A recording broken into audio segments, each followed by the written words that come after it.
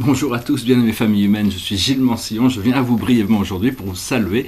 J'espère que vous passez une excellente journée. Nous sommes le 20 janvier et donc je voulais discuter brièvement de trois petites choses, puis je vais tirer quelques cartes juste pour voir un peu pour la journée.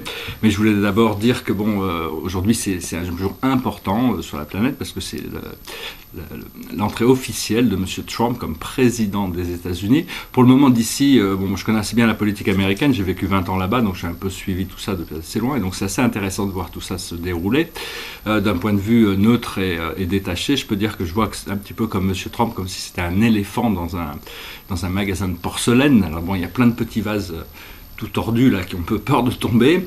On va voir ce qui va se passer. De toute manière, on peut pas. Il y a certaines personnes qui s'attendent à ce qu'ils s'attaquent directement à une réévaluation de tout le système monétaire, qui fasse fermer la Fed et toutes ces choses-là qui sont inévitablement vont arriver, mais je pense pas que ce sera dans un premier temps. Pour le moment, ce que je vois, c'est qu'il va secouer l'arbre et il y a plein de mauvais fruits qui vont tomber de l'arbre. Alors, on ne sait pas trop ce qui va se passer, mais enfin, on lui souhaite le meilleur pour l'Amérique et pour le monde entier.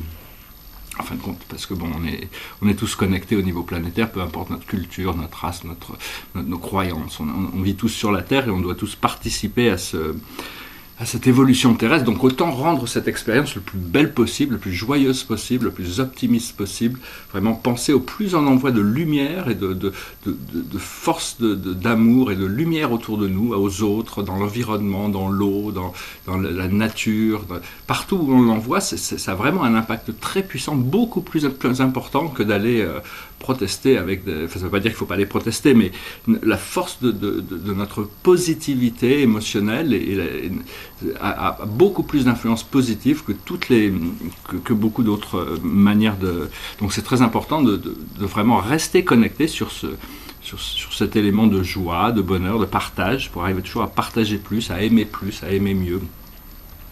Et donc, mais bon, quand on rentre dans le monde, des fois il y a des gens qui sont on rencontre des gens qui souffrent et donc qui projettent des choses des fois qui sont pas forcément exactement ce sont pas exactement de la joie, du bonheur, des énergies libérées. Et donc il faut avoir de la compassion pour ces gens sans essayer de résoudre leurs problèmes, parce que il faut pas non plus avoir de la pitié pour eux ou de la sympathie ou essayer de commisérer avec eux. C'est pas du tout ça. Le but, c'est juste de savoir que peu importe leurs problèmes, ils ont la solution à l'intérieur d'eux. Donc juste les aider à trouver ça, c'est mieux que de résoudre leurs problèmes. Personnellement, je voulais dire que je parlais de mon livre aussi, je vais publier un livre bientôt sur les voyages interdimensionnels. Ça va être un beau livre, ça va être un livre illustré, un livre d'art. Et donc je vais pouvoir amener aussi un petit peu toutes ces idées, commencer à faire des initiations, et bien plus tard peut-être on pourra voir si on peut développer certaines technologies. Mais enfin c'est un peu secondaire parce que mes projets sont plus de nature culturelle. Et le côté technologique, c'est juste un aspect par rapport à ces programmes culturels que je prépare. Donc voilà, je vais peut-être tirer une ou deux cartes pour la journée, peut-être une carte, juste pour voir un petit peu quelle est la guidance de la journée. Et c'est Clinging to the Past. Donc disons qu'il faut vraiment laisser le passé dans le passé. Le passé, il n'existe plus, il est parti. On a tendance à vouloir transporter tout son passé avec nous et d'être la somme un petit peu de tout notre passé, mais vraiment il ne faut pas... c'est pas la peine de s'accrocher, de toute manière on ne peut pas revenir en arrière, donc par contre on peut recréer un système, on a vraiment une occasion sans précédent de transformer notre société pour le meilleur.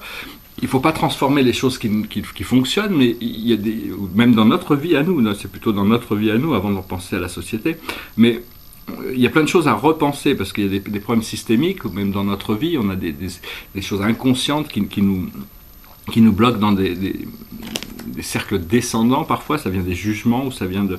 Donc il faut vraiment laisser le passé complètement derrière nous pour pouvoir savoir qu'on peut recréer toute la vie à tout moment. C'est-à-dire que s'il y a des problèmes dans le monde, c'est parce que l'homme maintient ses problèmes en fréquence. À partir du moment où on sort du problème, tous les problèmes se résolvent naturellement. La nature, c'est quelque chose de très lent mais très sûr, ça progresse progressivement, très très lentement.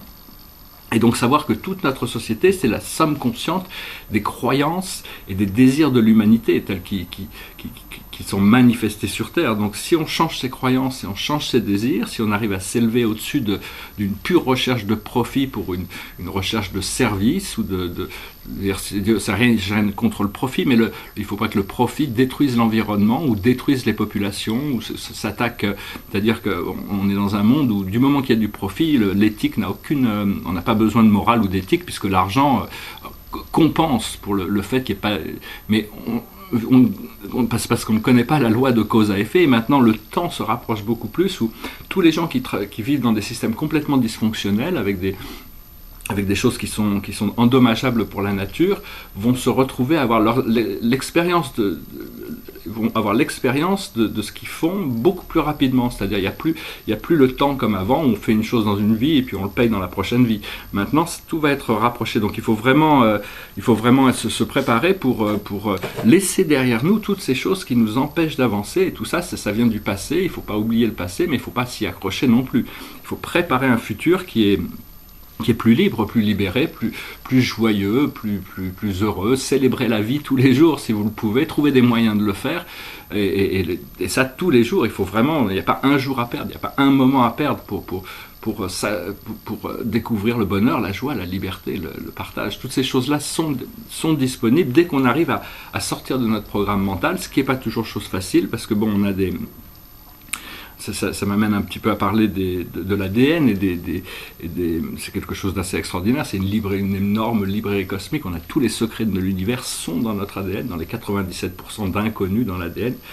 Et à l'intérieur de cet ADN, nous avons des quarks, c'est-à-dire c'est des petits cristaux qui sont dans tout notre champ énergétique, et il y en a des foncés, il y en a des sombres et des lumineux, et c'est ça qui nous pousse, qui est connecté à toutes nos mémoires cellulaires. Enfin bon, je vais revenir là-dessus, sur ces sciences méta-atomiques. Bon, bien sûr, c'est ma perception des choses, hein. Je détiens pas un monopole sur la vérité, chacun a sa vérité, mais tout ce que je vous dis, c'est par rapport à mes recherches personnelles, par rapport à ce que moi j'ai pu découvrir. Et donc ces quartz, il faut les équilibrer, il faut les purifier jusqu'au moment où ils sont transmutés. Vous pouvez utiliser de la lumière violette pour les transmuter. Enfin, ce que je veux dire par quartz, c'est-à-dire qu'en tant que...